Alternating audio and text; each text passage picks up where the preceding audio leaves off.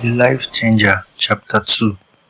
20 years ago, Umi gained admission into the university and got married to her husband even before she started her university registration.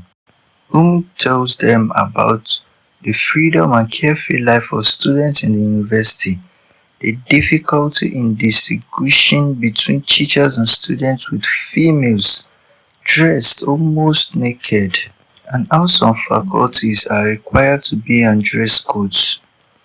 Umi further discloses her experience with Salma, a sophisticated young lady. Salma goes for her registration much later than everyone else but expresses discomfort and irritation about the delay in the registration process.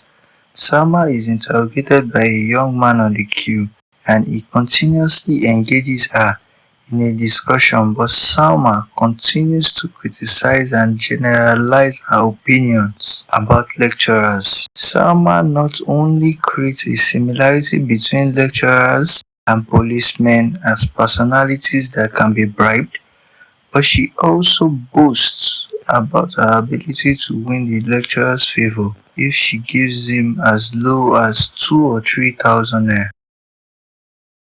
Unknowingly to Salma and to the surprise of everyone on the queue, the young man she has been conversing with is the lecturer in charge of the registration procedure. Umi proceeds to her departmental registration and she is directed to the HOD's office. The HOD exchanged pleasantries with Umi, which she finds rather discomforting and inappropriate.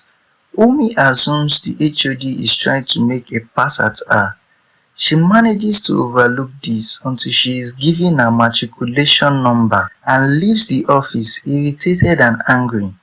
On getting home, Umi told her husband about her experience at the HOD's office, but she was surprised to learn about the friendship between her husband and Dr. Samuel Johnson, also known as Dr. Sam John.